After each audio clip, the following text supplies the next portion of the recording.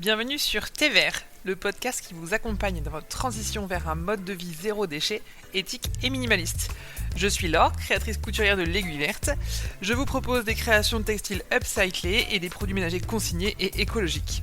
Chaque semaine, je vous partage des astuces pratiques. On va rencontrer des personnes inspirantes, acteurs de l'écologie ou pas. On va partager avec des invités leur parcours et ensemble, on va mettre en place des petits gestes indispensable et utile pour prendre soin de la planète. Faisons de l'écologie une aventure simple, durable et fun. Alors, prêt à passer au vert ? C'est parti. Aujourd'hui, on va parler d'un sujet qui sent la cannelle, les lumières et malheureusement les kilos de CO2. Bonjour, je suis Laure, la créatrice couturière de l'Aiguille Verte. Je concocte pour vous des produits ménagers écolos, des créations de textiles upcyclés, des astuces zéro déchet pour alléger votre quotidien. Tout ça, je vous parle d'écologie dans la joie et la bonne humeur chaque semaine dans Thé Vert, mon podcast. Alors, pas de panique, je ne suis pas là pour casser l'ambiance avec l'épisode du jour. J'ai juste envie de vous donner des ordres de grandeur et qu'on regarde un petit peu les choses en face avec simplicité, humour et surtout des solutions. Je suis en retard cette semaine pour vous publier l'épisode de podcast puisque nous sommes jeudi matin. Oui, normalement c'est tous les mercredis, je vous le rappelle, vous pouvez vous abonner également si c'est pas encore fait sur votre plateforme d'écoute. Mais voilà, le rush de Noël, le rush des fêtes, j'ai beaucoup de salons, de marchés tous les week-ends, même en semaine, etc. J'ai plein de commandes et j'en suis hyper heureuse à préparer, donc j'ai pris un petit peu de retard. J'essaye aussi de prendre soin de moi, bien sûr, de passer du temps avec ma famille, mes enfants, etc. Donc voilà, c'est un doux équilibre. J'essaye un petit peu de jongler entre tout ça. Donc voilà, 24 heures de retard, je sais que vous me pardonnerez largement. Alors, on va rentrer dans le vif du sujet. Donc on entend souvent tout et toi et n'importe quoi à propos de Noël, que ça pollue énormément, ou au contraire que c'est pas si pire. Oui, je sais, Laure et son humour pourri est de retour. Donc, ce que moi j'ai voulu faire avec cet épisode de podcast, c'est que je me suis plongée dans les chiffres, principalement ceux de l'ADEME. Donc c'est une agence, un organisme d'État pour savoir vraiment où se cachent les impacts de Noël, quels postes vont les plus polluer, etc. Et surtout, où est-ce qu'on peut agir sans renoncer à la magie de Noël, la magie des fêtes, le plaisir de se retrouver en famille, entre amis, etc. Donc on va tout passer au peigne fin, on va parler des cadeaux, des trajets, des repas, de la déco, des déchets. Spoiler d'ailleurs, ce n'est pas là où on le croit qu'il y a le plus de pollution que c'est le cas, vous allez voir un petit peu après. Je vais passer en revue chaque catégorie et puis comme ça je vous donnerai des chiffres concrets. Je vais faire ça dans l'ordre du plus polluant au moins polluant. À votre avis, de quoi je vais parler en premier ? Quel est le poste, selon vous, d'émission le plus important de gaz à effet de serre ? Alors, une idée ? Le premier poste, le plus surprenant et le plus important, ça va être les cadeaux. C'est vraiment le poids lourd de Noël. 57% de l'impact carbone au niveau de Noël vient des cadeaux. Oui, plus de la moitié. Pourquoi ? Parce qu'un cadeau, c'est pas juste un objet, il va y avoir les matières premières pour le fabriquer, la fabrication, le transport souvent long, loin, en avion, en bateau, etc. et un emballage. Il faut savoir qu'en France, on dépasse les 300 millions de cadeaux offerts chaque année. Et on le sait en plus, c'est qu'un cadeau sur 4 n'est même pas utilisé. Imaginez, c'est énorme. Alors, voilà, je vous ai donné quelques chiffres. Maintenant, qu'est-ce qu'on fait ? On va faire toujours comme ça au niveau de cet épisode, je vais vous donner des chiffres et ensuite des conseils. Donc l'idée c'est qu'on arrive quand même à garder le côté plaisir, partage, échange, bien-être en famille, etc. Le Père Noël, il a toujours le droit d'être généreux, de faire plaisir, de gâter sa famille, les petits-enfants, tous les enfants du monde en fait finalement. Donc qu'est-ce qu'on fait ? Qu'est-ce qu'on lui conseille au Père Noël ? Et même si vous avez un cadeau d'anniversaire à faire aussi au reste de l'année, pour la Saint-Valentin, etc., ça marche aussi pour tous les événements de l'année, bien sûr. Donc mon premier conseil, ça va être vraiment d'offrir moins et mieux, surtout. Ce que je fais, moi, quand j'ai un cadeau à faire, c'est que déjà, j'essaie d'écouter la personne à qui je vais offrir un cadeau, de savoir potentiellement de quoi elle a besoin, de le noter en avance pour pouvoir anticiper. Je me fais des listes, on en a déjà parlé plusieurs fois, avec Aude notamment de l'épisode au mois de septembre. Voilà, on fait des listes, ça me permet d'avoir le temps de chercher. Je vais donc pouvoir ensuite, comme j'ai cherché et anticipé, soutenir l'artisanat local. En fait, comme j'ai cherché, je sais ce que je veux, j'ai le temps d'aller faire des marchés, des salons, commander sur les sites internet des créatrices. Les créatrices aujourd'hui, elles ont aussi des sites internet, hein. Enfin, faut pas se mentir, moi j'en ai un, aiguilleverte.fr. On est toutes obligées d'être en ligne aujourd'hui. Moi, la première, je commande aussi des cadeaux en ligne. J'ai pas le temps, forcément, tout le temps de me déplacer, donc voilà, on optimise.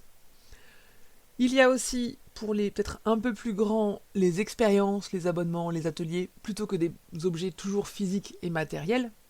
On peut offrir une soirée de babysitting, on peut offrir, par exemple, un abonnement au cinéma, des choses comme ça. Enfin voilà, il y a plein de choses aussi qui sont possibles. Il y a également des produits qui sont durables, hein, qu'on est sûr d'utiliser. Les coffrets, les petits coffrets beauté, par exemple, de créatrices, encore une fois, hein, c'est pas la peine d'aller faire tourner des grandes marques, des grandes enseignes où les produits, en plus de polluer, sont toxiques pour la santé. Enfin, vous n'avez pas envie d'empoisonner vos proches quand même. Donc par exemple, ça peut être les kits ménagers aussi, le pack maison saine par exemple, pour un jeune couple qui vient d'emménager, ou même pour une famille qui vient d'accueillir un nouvel enfant, pour avoir des produits plus sains. Et puis bon, pour n'importe qui, hein, ça reste utile. Ils sont présentés dans des petits jolis coffrets, voilà, un petit cadeau sympa. On peut aussi, si on n'a vraiment pas d'idée, prendre la carte cadeau. Sur aiguilleverte.fr, vous retrouvez aussi des cartes cadeaux. Vous pouvez choisir le montant. Si vous avez un proche qui est écolo, qui est engagé, mais vous connaissez rien, vous savez pas ce qu'il a non plus peut-être déjà à la maison, etc. Donc ça peut être une superbe aussi façon de faire un cadeau, la carte cadeau, dirigée. Vous n'avez pas offert une carte cadeau d'une grande enseigne ou même multimarque, qui est plutôt froide et impersonnelle. Là, vous avez choisi, si je parle de ma boutique bien sûr, hein, mais vous avez choisi aiguilleverte.fr pour gâter vos proches, donner une orientation déjà à votre cadeau. Alors oui, on peut comprendre que vous ne connaissez pas tous les tiroirs de la personne à qui vous allez l'offrir, mais ça peut être un excellent moyen de dire, voilà, je connais tes valeurs, je connais ton engagement, j'ai envie de t'accompagner, j'ai envie de te faire plaisir, j'ai envie que tu prennes soin de toi, je te laisse choisir précisément de quoi tu as besoin, mais voilà, c'est aussi une autre façon de faire des cadeaux. Et vous le savez, moi je suis de la team cadeau qui sert, cadeau utile, cadeau durable et joli, mais surtout qui va, voilà, pas dormir dans un placard. Donc attention à ce poste-là, les cadeaux. Alors il y a tous les jouets qui viennent de l'autre bout du monde, en plastique, etc. Il y a bien sûr aussi tous les outils électroniques. Vous pouvez aussi les acheter de seconde main, je le répète à chaque fois aussi, mais pensez à Back Market pour les produits électroniques par exemple, Vinted, les ressourceries. Sur Vinted, moi j'ai fait beaucoup d'emplettes cette année parce qu'il y a des boîtes neuves, même pas ouvertes ni rien. Voilà, ça fera plaisir à un nouvel enfant, pas de souci. Pour les plus grands aussi, hein, d'ailleurs, mais j'ai ma sœur qui est enceinte, donc je lui ai aussi pris des vêtements de grossesse, des accessoires de bébé, etc., pour lui faire des petits cadeaux de naissance et tout ça. Y a pas de problème. Le zéro déchet, le lavable, l'occasion, en fait, voilà, c'est pas du tout sale. Bien sûr que je vais pas aller acheter un truc qui est pourri. Clairement, je fais attention. Mais dans les magasins, on peut trouver aussi des trucs qui sont abîmés, déchirés, tachés, troués, je ne sais pas. Voilà, il suffit juste de faire un petit peu attention et j'ai aucun problème à offrir un livre d'occasion aussi, par exemple. Selon certains proches, je vais le dire que c'est d'occasion pour partager mes valeurs, montrer que justement, tu vois, je t'ai offert ça pour ton anniversaire, c'est en bon état, il n'y a pas de souci, tu peux le reporter, tu peux le mettre, tu peux tout ça. Et ça permet ensuite de planter une petite graine. À chaque fois, voilà, c'est l'idée de pouvoir semer des graines, partager, donner envie, initier. Je suis pas tellement du genre, vous le savez, à vouloir être dogmatique, imposer, une dictature de l'écologie ni rien. Je préfère la preuve par l'exemple. Faites ce que je dis et faites ce que je fais, surtout. Ça a plus de poids, je trouve. On va passer au deuxième poste, le plus lourd concernant les émissions de gaz à effet de serre, du coup la pollution. Ça va être, suspense, qu'est-ce que c'est d'après vous? Ça va être 25% de l'impact qui est causé par nos déplacements. Les trajets familiaux de Noël. On voyage beaucoup, alors en voiture surtout, parfois en avion, rarement en train, hein. Un avion pour aller voir la famille, un aller-retour, oui, ça va exploser l'empreinte carbone. Mais en volume, ce n'est pas forcément ce qui va le plus polluer, puisque c'est la voiture qui est la plus utilisée pour se rendre dans la famille pour les fêtes de fin d'année. Il faut savoir qu'on parcourt en moyenne 200 km pour aller fêter Noël avec ses proches. C'est une moyenne, il y en a qui vont faire 10 comme moi, il y en a qui en font 700 pour traverser la France. Encore une fois, c'est le principe de la moyenne, vous connaissez. Donc, l'idée c'est qu'on va essayer, pour ce poste-là, Je vais pas tellement parler de l'avion ici parce que je me vois mal vous dire n'allez pas voir votre famille qui habite à l'autre bout du monde pour les fêtes. Clairement, si vous le prenez toutes les 6 semaines, oui, je vais vous dire arrêtez de faire ça, je vous déconseillerais de le faire. Mais si vous allez voir votre famille tous les 2 ou 3 ans, comme souvent c'est le cas quand il y a des gens qui sont à l'étranger, etc., je pense que c'est enfin, ce serait de la mauvaise foi et ce serait pas dans l'esprit de Noël non plus. Donc, je pense qu'il faut pondérer. Pour l'avion, il y a, alors bien sûr, moi je le prends pas régulièrement ni rien. Enfin, je l'ai déjà pris dans ma vie, mais quelques fois, 3 fois, je crois, 4 fois, 3 allers-retours, un truc du genre. Euh, mais la famille, l'essence des fêtes, etc. Là, j'aurais du mal à vous dire de ne pas le faire. Le poste sur lequel je pense qu'on peut faire le plus attention, ça va être plutôt le côté voiture. Parce que le train, on le sait, j'ai regardé, on a déjà évoqué.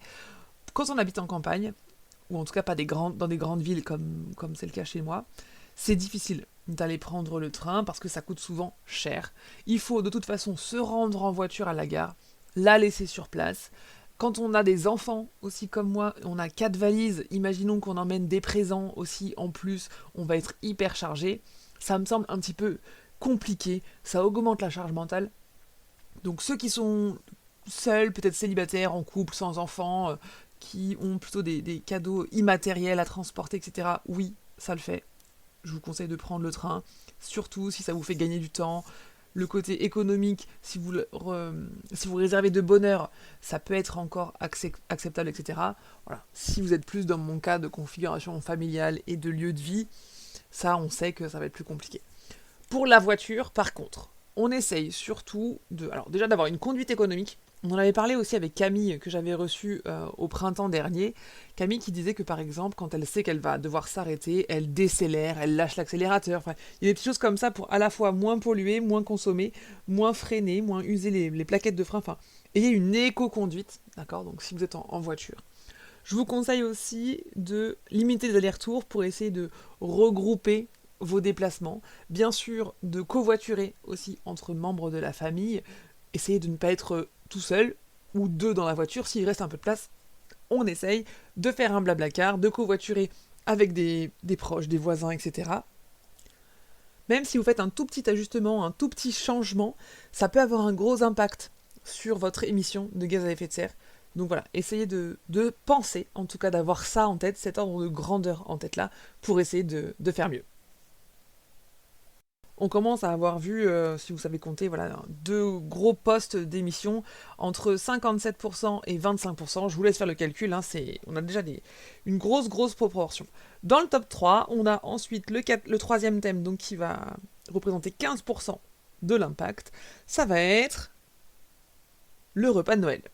Alors, le repas, c'est sacré, mais c'est aussi un bon morceau, hein, 15%, c'est quand même pas rien. Et vous allez me dire, mais pourquoi? À votre avis, pourquoi, si on réfléchit 2 secondes, qu'est-ce qui pourrait faire que 15% de l'impact de Noël, ce soit le repas? Eh bien, c'est parce qu'on y trouve souvent de la viande, des produits festifs gourmands, du foie gras, du saumon, des poissons, des chocolats, des choses comme ça. Donc, promis, je vais pas vous arracher la bûche de Noël, hein, on touche pas à la tradition. Moi, la première, j'aime bien ça. Le problème vient plutôt de la profusion, de la surquantité, parce qu'on a souvent beaucoup trop à manger.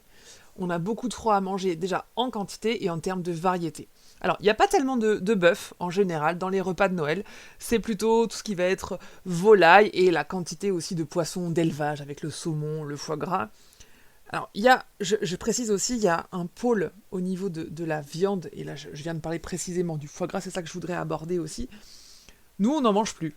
On mange plus de foie gras. En tout cas, on n'en achète plus du tout pour les fêtes avec mon mari. C'est aussi lui sa décision et c'est sa volonté vraiment. Il a même insisté d'ailleurs un peu plus que moi, je dirais, sur ce côté-là, plutôt d'un point de vue bien-être animal. Il y a le côté impact qui nous intéresse, mais il y a aussi le côté bien-être animal de gaver, clairement, de gaver comme ça des oies, et je trouve ça horrible quand on y pense, hein, clairement. Ils vont être rendus malades pendant des semaines. J'ai pas tellement envie de regarder des images, j'ai pas tellement envie d'en savoir plus clairement sur comment c'est fait, sur quelle quantité, quelle durée, qu'est-ce qu'ils ingèrent, etc. Parce que bah, j'ai pas envie de me dégoûter, je sais que ça pourrait vraiment me choquer. Enfin, je sais que ça me choque déjà, donc j'ai pas besoin d'en savoir plus pour finalement ne plus en manger. Donc aujourd'hui, voilà, avec mon mari, on n'en mange plus. On a arrêté, je pense, depuis 3 ans. Alors ça m'arrive d'en manger parfois, des fois quand dans la famille ils font un repas, un plat avec une garniture de foie gras. Bon, je vais pas les trier, clairement. Mais en tout cas, on le dit qu'on n'en mange plus. Donc c'est vrai qu'il y en a moins sur la table de nos repas de fête d'année en année. Voilà, c'est aussi un choix de consommation, pas que pour le côté écolo, mais aussi pour le côté bien-être animal. Mais bref, revenons du coup aux émissions. Je vous conseille donc les astuces pour réduire cet impact, en tout cas chez vous. Ça va être de cuisiner moins mais mieux. C'est pas la peine d'avoir du saumon, des toasts, des petits œufs noirs, les œufs de lompe là. Le foie gras, le saumon, les œufs de lompe. Qu'est-ce qu'on a aussi? On peut avoir la dinde farcie, le chapon farci, puis ensuite plein de garnitures, puis du fromage, peut-être le trou normand si vous êtes en Normandie comme moi. Donc bon, il n'y en a pas toujours chez nous, mais ça peut arriver. Plus des bûches, etc. Enfin, on n'en peut plus, quoi. On le sait que c'est toujours trop. Donc essayons de faire moins. Surtout, par contre, si on se retrouve avec trop, on évite le gaspillage. On prépare ce qu'il faut, juste les bonnes quantités. Et surtout, s'il en reste, on va congeler, on va donner. J'essaye, moi, des fois, enfin, régulièrement, même quand je fais mes courses, tout ça, d'avoir des boîtes dans mon coffre, dans ma voiture, pour pouvoir, quand je me déplace chez mes amis, pour pouvoir potentiellement repartir avec, parce que c'est aussi... Les gens n'osent pas des fois donner parce qu'il n'y a pas de contenant. On a peur de ne pas revoir ces boîtes, on n'en a plus assez, enfin des choses comme ça. Donc prévoyez aussi, peut-être vous, vos petits contenants, si vous êtes invité quelque part, pour pouvoir, alors sans réclamer, c'est toujours un peu délicat, mais gentiment, enfin voilà, dans la conversation, hein. Bien sûr, pour réduire également ce chiffre, vous pouvez, et je vous conseille à intégrer un petit peu plus de végétal, moins de viande. Nous, on aime bien, par exemple, de prendre... En ce moment, on en parlait il y a pas longtemps avec mes grands-parents, de prendre des nuggets végétales. Ils sont super bons, voilà. Alors, pour Noël, on est bien d'accord, je ne vais pas mettre des nuggets à Noël. Mais en tout cas, c'est possible, il y a des alternatives très sympas. J'ai testé le faux gras. Alors, mon mari a refusé. Lui, vraiment, il préfère se passer complètement de foie gras. Il a pas souhaité le faire.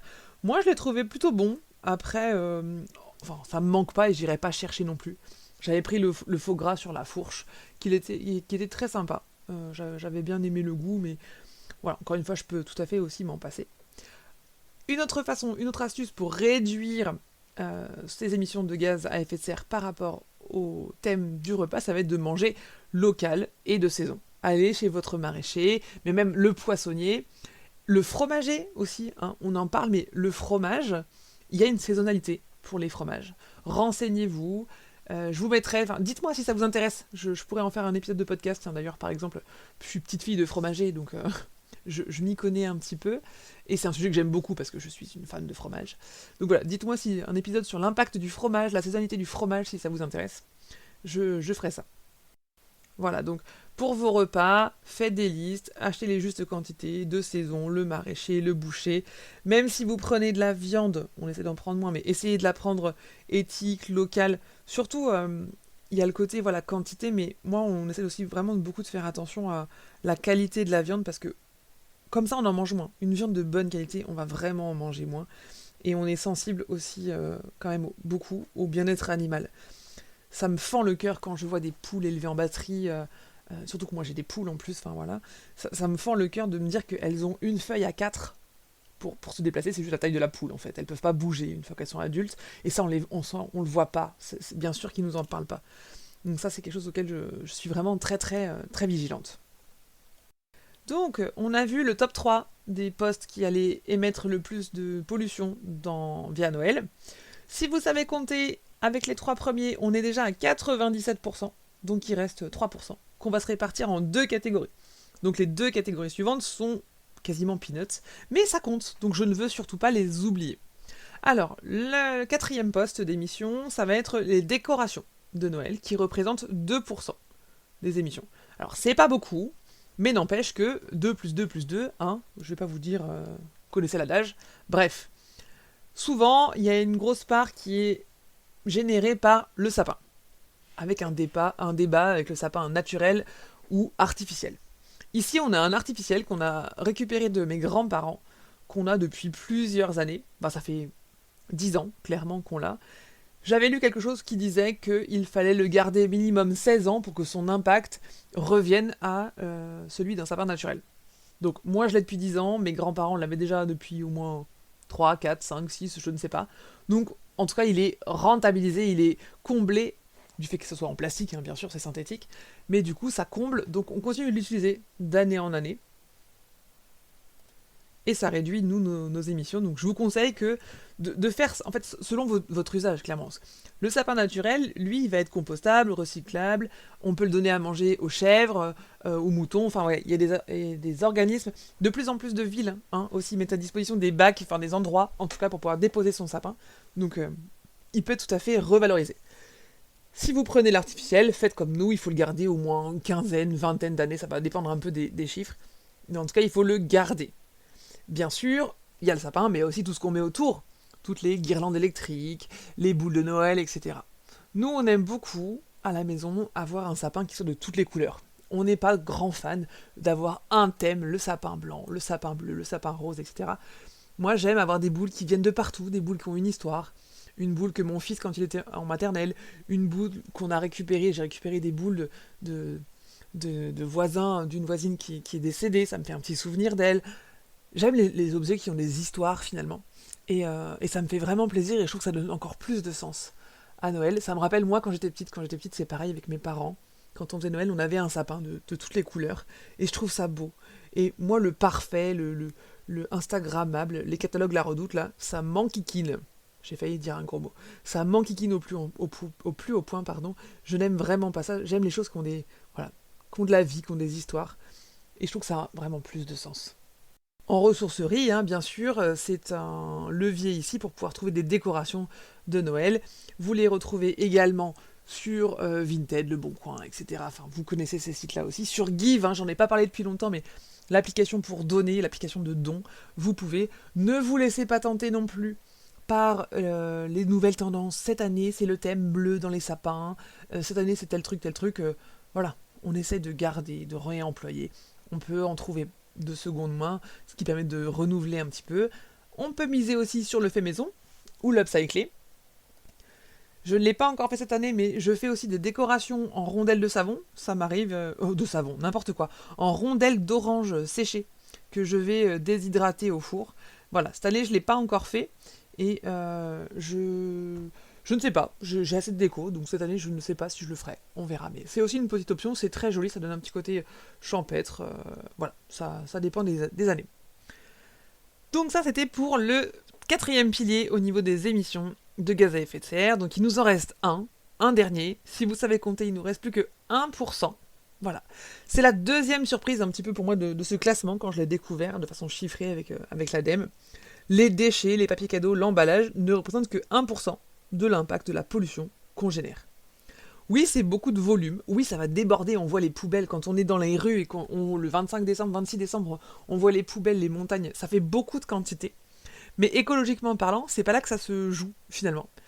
Et d'un côté, ça fait du bien à entendre parce que je me dis, enfin, j'avais peur que ce soit beaucoup plus. Je me dis qu'on a au moins des solutions et que finalement, ça, voilà, on peut quand même faire mieux et progresser. Donc voilà, ça vraiment, ça me fait plaisir.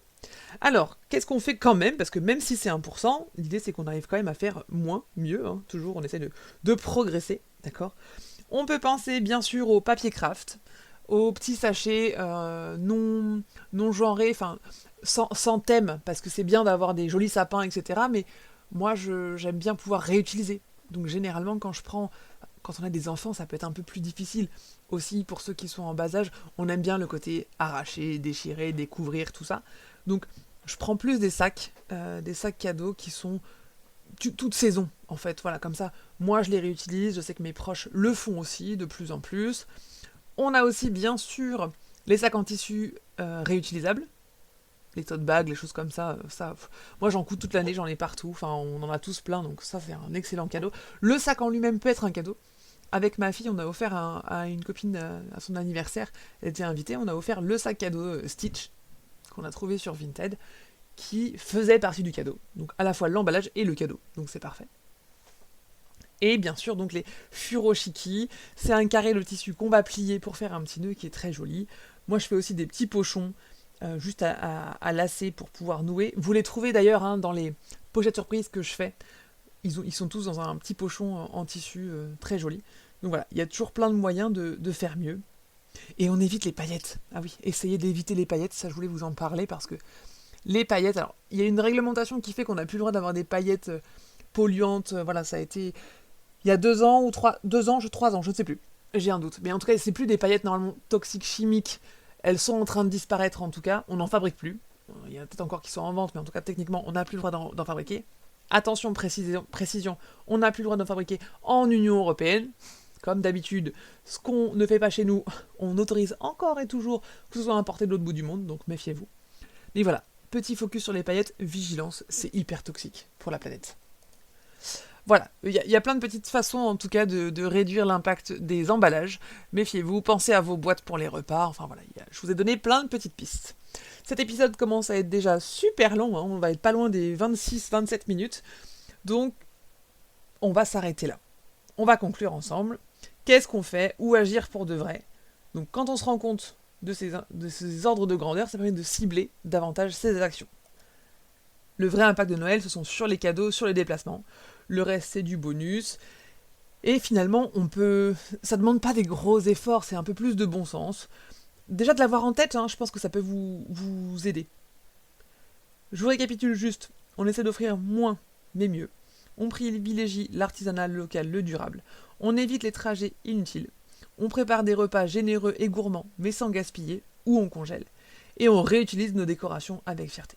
Chaque petit geste, vraiment, il va compter, tant qu'il est fait sans pression et avec joie et dans la simplicité. Encore une fois, c'est important le côté pédagogie, de se sentir bien. Sentez-vous bien pour pouvoir faire mieux.